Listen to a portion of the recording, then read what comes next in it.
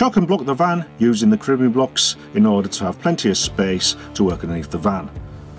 Starting at the back of the gearbox, first remove the prop shaft from the output yoke. There are 4 17mm headed bolts along with 4 19mm headed nuts. With the loose end of the prop shaft, you should be able to secure that out of the way onto the bodywork of the van. Under the output yoke, there's 1 19mm headed nut. Remove that nut that's attached to the gearbox mounting cross member, which is currently fixed into position upon the chassis ladder of the van. Moving away from the output yoke, on the near side of the gearbox there is 1 reverse light switch and 1 speed sensor. Remove the plug from the reverse light switch by lifting the tab upon the plug and pulling the plug away from the switch. To remove the plug from the speed sensor, you will need to twist the plug anti-clockwise and pull it away from the speed sensor. Now, using a trolley jack, take the weight of the gearbox to undo the cross member mounting bolts. There's 2 nuts and bolts on the near side mounting point and 2 nuts and bolts on the offside mounting point. The bolts are 16mm headed bolts and the nuts are 18mm headed nuts. Then remove the cross member from the chassis ladder. In order to get the gearbox out, I have made a cradle for the gearbox. At the front it's got a slot cut out so it houses the lip. That's on the gearbox on the front, so it sits in there, and I'll just bolt it in where this original mounting bracket for the cross member is, so it's nice and secure. Just on the underside is a hole for the trolley jack heel to sit in, which should make it a little bit more secure on the trolley jack. Disconnect the clutch master cylinder from its ball and socket joints upon the clutch pedal. Then, moving back onto the near side of the gearbox, 4 10mm headed bolts are holding the clutch slave cylinder mounting bracket onto the gearbox. Remove the 2 bolts from the bottom and the 2 bolts from the top. Moving on to the gear selector Bowden cables. Remove the rear Bowden cable from its ball and socket arrangement upon the gear selector arm. Before removing the Bowden cable away from its mounting bracket, just be aware that they are plastic clips that's locking the cables into the mounting bracket. These are very delicate and can easily break. Once unclipped, the cable can be removed and tucked out of the way. Remove the 2 13mm headed bolts from the Bowden cable mounting bracket in order to remove the bracket. The same process applies to the front mounted Bowden cable. Moving on to the bell housing of the gearbox, undo and remove 3 11mm headed bolts that secure the starter motor to the bell housing. Tuck the starter motor out of the way once it has been released. The gearbox is bolted onto the engine block with 6 18mm headed bolts. Undo and remove the 2 bolts which are on top of the bell housing, the 2 bolts on the lower near side bell housing and the 2 bolts on the lower offside bell housing. Just be aware of the 3 hidden bolts that secure the sandwich plate onto the front of the bell housing. You may or may not have these. Undo and remove the 6mm 10mm headed bolt on the offside of the bell housing and the 2 6mm 10mm headed bolts on the front bottom of the bell housing. Remove the rubber gator away from the clutch fork and then you should be able to pull the gearbox away from the engine in order to remove it from the van. That's how I removed the gearbox from the van. I didn't film it because it was pissing down with rain. It took me around about 45 minutes to an hour to remove the gearbox from the van. However, I will be filming myself putting the gearbox back into the van. It's just going to be like a reverse process to remove the gearbox. And this is why I'm doing the clutch up on my van. Upon inspection you can see clearly that the friction plate has been significantly worn, causing the clutch to slip once at operating temperature, but only within 5th gear and at around 2000 RPM engine speed. Now panning over to the new pressure plate and friction plate. The new friction plate has a raised surface to aid with cooling, unlike the old friction plate which has become smooth. The DMF, or the Dual Mass FlyWheel, which sits between the engine and the drivetrain, is designed to protect the gearbox from harsh vibrations. Upon mine, in all fairness, it could have survived another clutch replacement with very little wear within the DMF compared to the new one. But hey, I've come this far. By removing the gearbox, I'm going to replace it. Along with the new HI-Torq clutch kit, rear crankshaft oil seal and the rear cam timing chain. Although my rear crankshaft oil seal was not showing any signs of leakage, it just makes for practice replacing it whilst I have removed the gearbox and the DMF. Within the seal housing, I'm going to do it the Neanderthal old school way by drilling 2 pilot holes, inserting and screwing in a screw into each of those holes that I've just drilled. Gingerly removing the old rear crankshaft oil seal using a heel bar. Having completely misjudged the pilot hole drilling, the screws did not bite into the rear race of the seal. So yet again, I drilled 2 further pilot holes into the rear race of the seal and inserted 2 screws. I managed to pry it free from the depths of the engine block for my heel bar to take purchase of the screw head, getting rid of the race from the crankshaft. Now looking into the port of the crankshaft housing, there will be a significant amount of carbon detritus to be rid of, in which I cleaned out the crankshaft portal area with a rag and brake cleaner. Once the area was cleaned out, it was time to fit the new crankshaft oil seal. Apply a thin layer of gasket glue upon the inner race of the crankshaft oil seal. I then moved on to fitting the new oil seal back into its port, and applying a thin layer of oil onto the outer edge of the seal. Now I don't have a specialist tool to press the new seal into the engine block. As I am a Yorkshireman, I feel begrudged paying around £80 for a tool that does one job and a tool that I'll probably never use again. So I made one for free out of a scrap piece of 18mm plywood sheet that I had laying around within the workshop. Now I have made it to the exact dimensions of the seal, and by placing the DMF bolts within this Frankenstein of a tool, I should be able to gingerly and slowly press in the new rear crankshaft oil seal. By tightening the DMF bolts equally in order to press in the seal to the original depths as the old one. As the Frankenstein tool reached its travel endpoint, I removed the DMF bolts to remove the tool from the crankshaft. Upon inspection of the new seal, this appeared to have worked.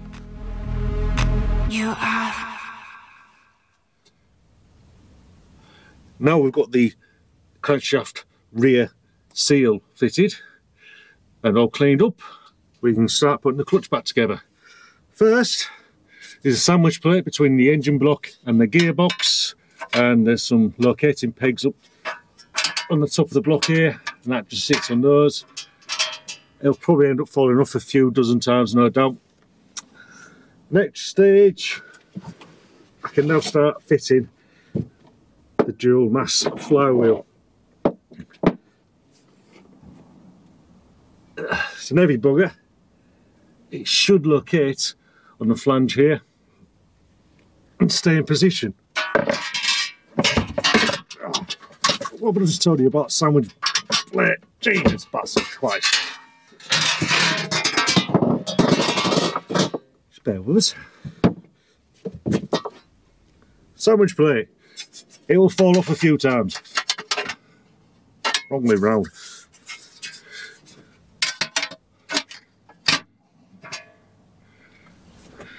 Now I've got the sandwich plate in position, I can fit the Dual Mass FlyWheel. As you notice here, there's a flange. The Dual Mass FlyWheel sit on that. First, I'm just going to put a bolt in it just to help us out. We'll lift the Dual Mass FlyWheel into place. And this is where you need 2 hands really. You can't see what I'm doing, but I'm just putting a bolt in at the top.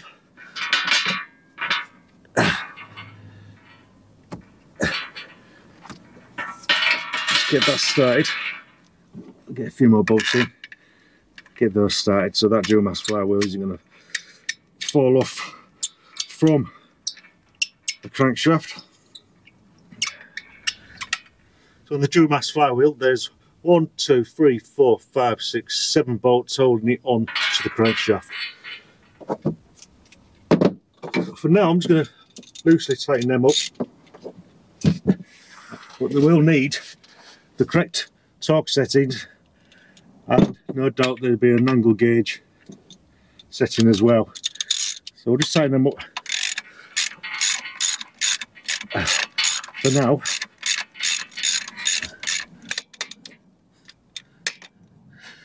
Right, so that's all them 7 bolts there, just nipped up. Somehow I'm going to have to block off, or lock off should I say, this Dual Mass FlyWheel, so I can do this torque on them bolts and I believe, like I said before, there's an angle setting as well.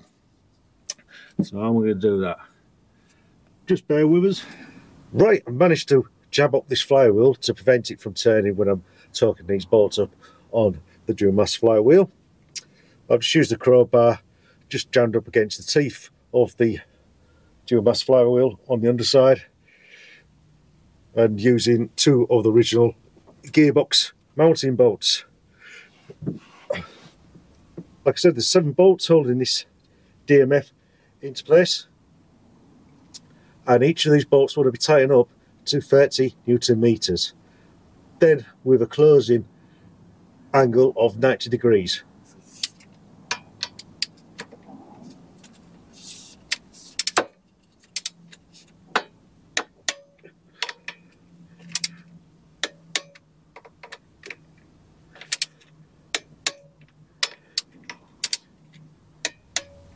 "90 degrees is fairly easy to work out using the bolts. If you draw a line from peak of the bolt to the other side, peak of the bolt, and then the flat of the bolt to the other side of the flat of the bolt, so you're dividing it up in quarters, and I've just coloured it in there. That's 90 degrees. So my reference point there is 0 degrees. The reference point there is 90 degrees. So that wants to be lined up with that once I've turned it, and that will give me 90 degrees.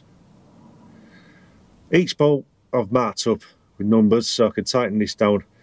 That's an equal pressure. So I want to be starting at number 1 bolt here, moving across to number 2, tighten that down, moving across to number 3, tighten that down, number 4, tighten that down, number 5, number 6, number 7. It's going to be the last bolt I'm going to be tightening down, just so it applies equal pressure to the flywheel onto the crank whilst I'm tightening it up.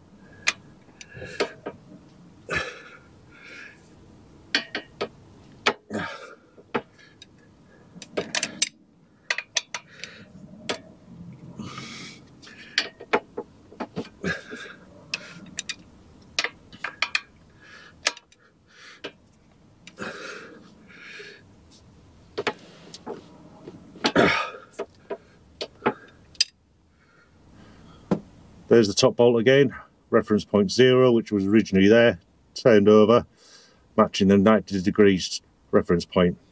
And each one of them bolts have been turned 90 degrees and is now matching the reference points. Now with them bolts all tightened up, I'm just going to give this a quick clean off with brake cleaner, making sure that face surface is all grease free. Now with the friction plate cleaned off with brake cleaner, there's a wrong way and a right way of fitting this. Try to fit it that way around, it will not gain friction against the DMF, and it'll sit proud against it and probably make a horrible noise when you start it up and try and engage gear. It is printed on this. It says flywheel side, so the flat side wants to go against the DMF and the proud side wants to be facing you. So I'm just going to rest that on there. You may notice there's some lugs on this DMF, and they want to be lining up with the lugs and the pressure plate just there. So just get it all lined up. Like I say, you need 2 hands for this. There's that lug.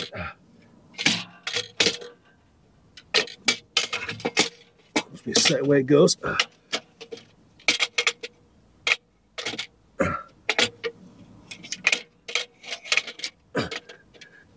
That's it. That's it started. Clutch aligning tool. Relatively cheap off Amazon or eBay. I'm using the spigot locating tool number 4, and the end one is number 6 that goes into the pressure plate. It's like a code and it just slides within that pressure plate there. That slides in the spigot bearing that's in the DMF, and it lines everything up nicely. So I'll just screw that back on and slide that into place. So that's going into the spigot bearing. and that'll go into the friction plate to line everything up. Just makes life a little bit easier when you put the gearbox back in. Next, mounting bolts for the pressure plate. There's 1, 2, 3, 4, 5, 6 bolts that go into the pressure plate. 13mm head. And they probably ain't going to be long enough. I'm going to have to hammer that pressure plate in a bit.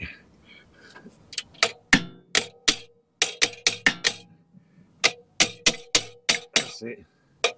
Right, them bolts should be long enough now. And screwing them bolts in each of one of them pressure plate holes.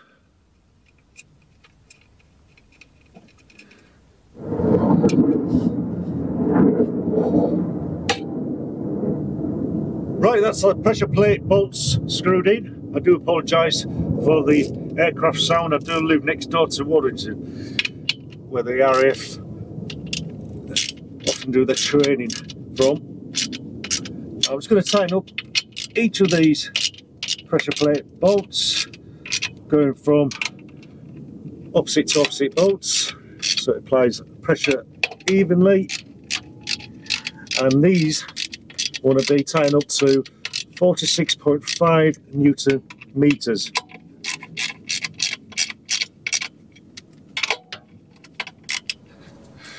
Now these bolts are tightened up with a ratchet. I'm going to apply some torque on each one and torque them up to 46.5 Newton meters. Yeah, again I'm going opposite sides. That's that one done.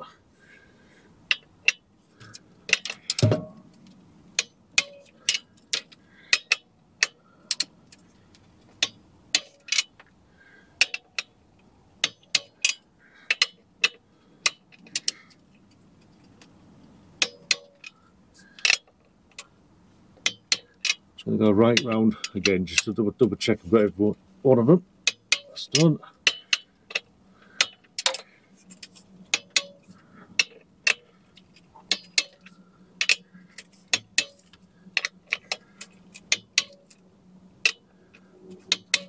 That's some more torqued up. So that should just pop out. Yes. That all lines up nicely.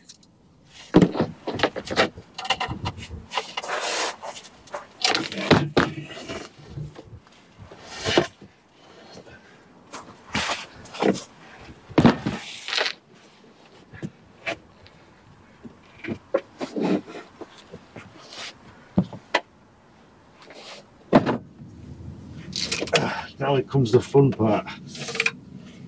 Trying to get this on the trolley jack. Hardly any space to lift the bugger up.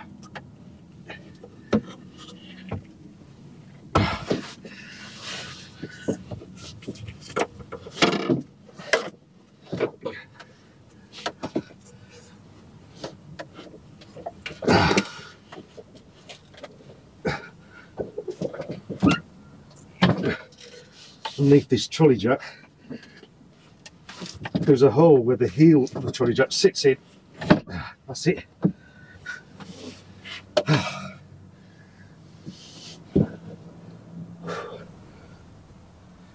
Now I've already fitted the thrust bearing inside the bell housing of the gearbox. It just sits in between the clutch fork fingers. I'm doing this blindly, so I'm hoping I'm pointing at the bottom clutch fork finger, and the top clutch fork finger, it just slides into the thrust bearing, and that thrust bearing travels along the input shaft there. Now there is a lip on that thrust bearing, and that lip wants to sit or click into the clutch pressure plate. Click there. So there's no good place to put the camera in all honesty, so you're going to stay there for now. What I have to do is just lift it up slightly and slide it in towards the engine.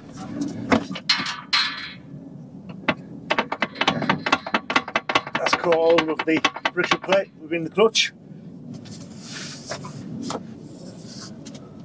I'll just put a couple of these gearbox mounting bolts in,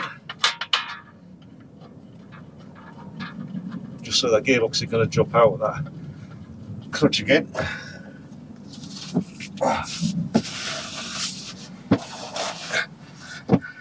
Then we can give it one final push hard into the clutch and into that spring bearing that's in the DMF.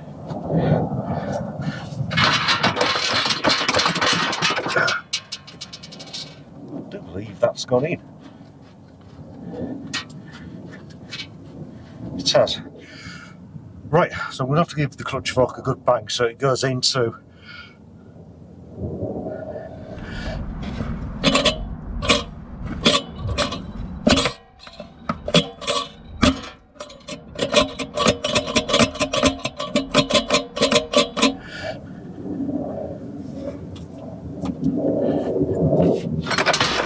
definitely in. That's the gearbox mated up to the engine.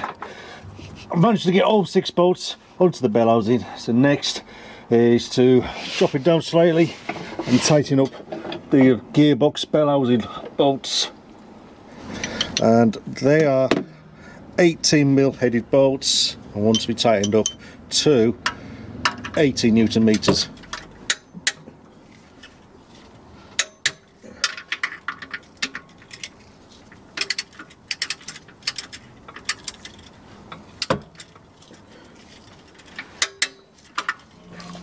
With the gearbox now tightened up onto the engine block, I can now remove this cradle that's holding the gearbox into place.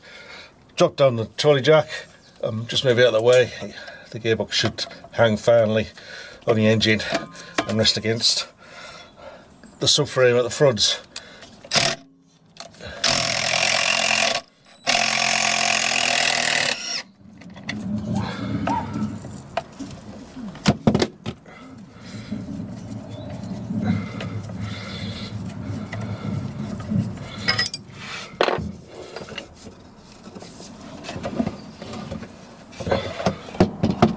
Next, we're on with the gear select board and cables.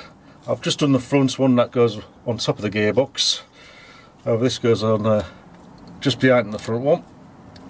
I believe this is the forward and reverse selecting gears. The front one is the side to side movement of the gear stick.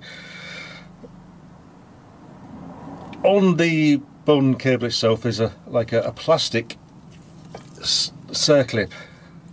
Now, being over 20 years old, it's going to be very brittle. I've just replaced this cable, so I've had to swap the circlips over, but they just clip into a bracket like that. So I just slide that into the bracket, and that circlip should catch into those indentations there.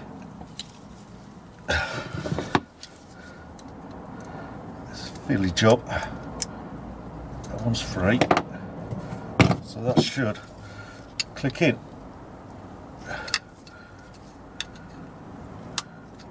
Like so. So that's now clicked in. So that's how that that cable is fixed onto the bracket. It's just a case of positioning it where it wants to go. It wants to be clamped onto there. So there's 2 13mm headed bolts.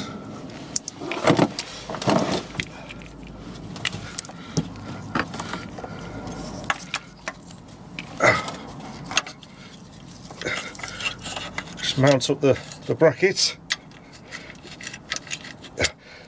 Much easier doing that whilst the bracket's off. You will have to take the brackets off when you remove the gearbox anyway, because it's almost impossible to undo that clip that holds the board and cable into position.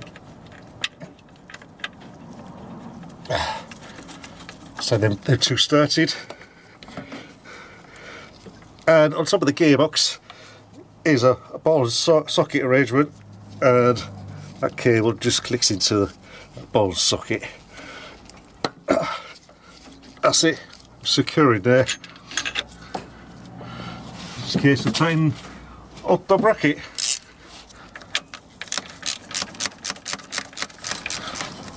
Just behind the cables we have the reverse light switch and the speed sensor. So you want to put both your cables going to them, into those switches.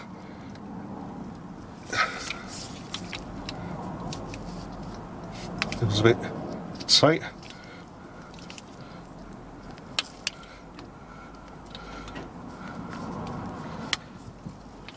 That's it. It's good enough. That's it. And the bottom plug with the speed sensor cable.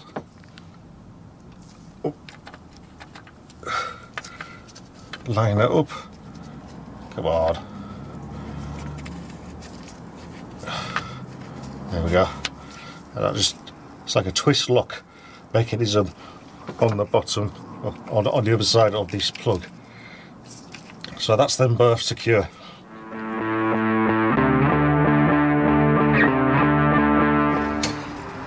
Right, I've routed it down past the engine bay. It's going to be a bit tight. Bring the pipe up.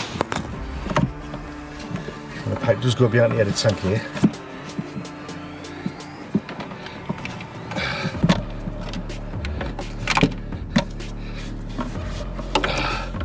Right, we'll leave it in that position for now and do the rest from underneath. Back underneath there's 4 bolts that go through the mounting bracket, 2 at the top, 2 on the bottom, and they're 10mm headed bolts. We're doing this a little bit blind. Let's do the top ones first. And that's the last one done. All 4 bolts now secure. Just a case of me routing this hose a little bit better up against the bulkhead and behind the header tank. Okay, and it's just a case, after you routed your hose along the bulkhead there, it's just insert it in the hole where the housing is for the master cylinder, and it wants to be on an angle like that, and once you get it inserted into the hole, it's just a case of twisting it and locking it into position. Now on the inside there's like a ball and socket arrangement, and at the end of the master cylinder wants to be popped back onto the ball on the clutch pedal. I've just unclipped that master cylinder again, so it's just loosening the housing. There you go. Line up.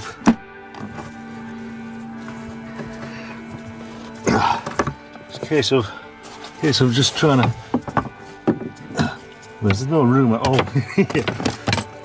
Just a case of trying to pop in that ball socket back into place. Come on.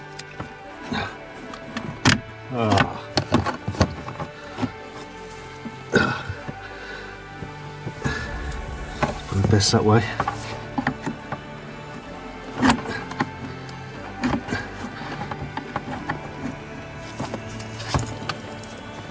That's it, we're in.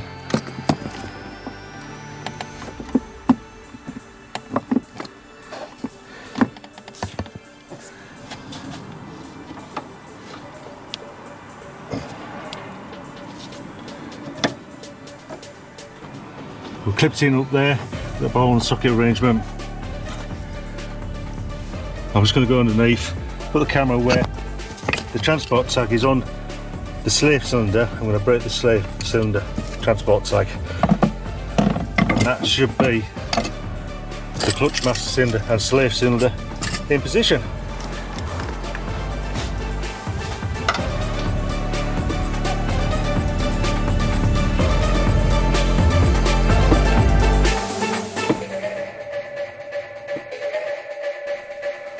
In hindsight, for filming purposes, I should have fitted the starter motor before fitting the clutch slave cylinder, because you cannot see what I'm trying to do here. Realign the starter motor from its resting position. As I mentioned before, earlier on within this video, they are 3 11mm headed bolts that fix the starter motor onto the bell housing of the gearbox. Tighten up all 3 mounting bolts, and now would be a good time to reconnect the starter battery, which I previously failed to mention before within the video. Let's realign that. Let's go around with it. There we are. These are 17mm headed bolts with 19mm headed nuts on the back, and there's 4 of those that want to go on to the prop shaft.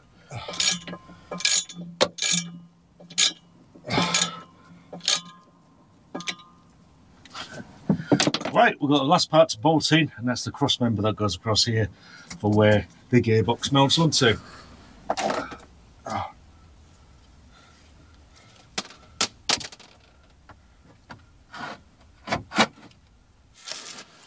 So there's a nut and a washer going there, so just push that on. Find my nut and washer.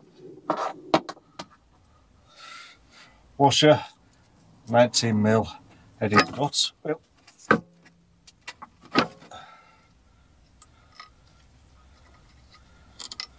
just put that in there hand tight. Bolts that go in there. They're 16mm headed bolts, and on the other side of the chassis is 18mm headed nuts. Start with this side first.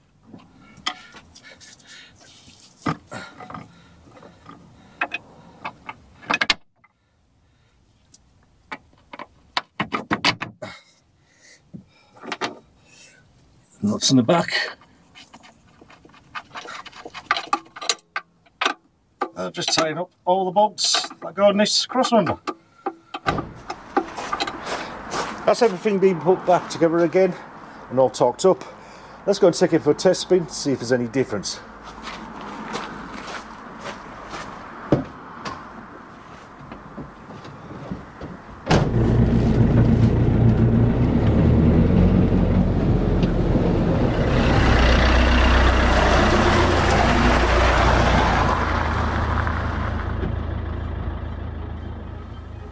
Now, in all honesty, this is not the first test run, as we have just come back from a 300-mile round trip to North Yorkshire, with no oil leaks from the crankshaft oil seals to report back on. So how about the clutch?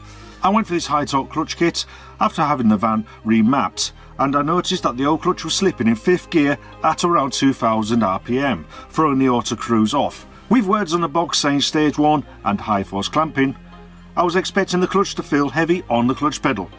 But this was not the case. It feels no different to the original clutch that had done 120,000 miles. The van seems to pull better when planting the throttle pedal to the floor, and most importantly of all, the clutch no longer slips. Job done.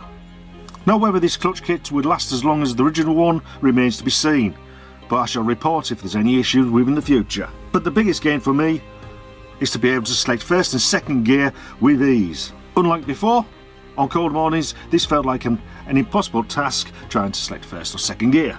Previously, I tried different types of gearbox oil, from the recommended Iveco brand gearbox oil to the ATF fluid, in the hope this would resolve the issue of stiff gear selection. But now, having changed the Bowden gear select cables, this has now resolved this issue, and now selecting first or second gear on cold mornings is no longer an ordeal. So I do recommend changing the Bowden cables if you too are having the same issue, even after a gearbox oil change.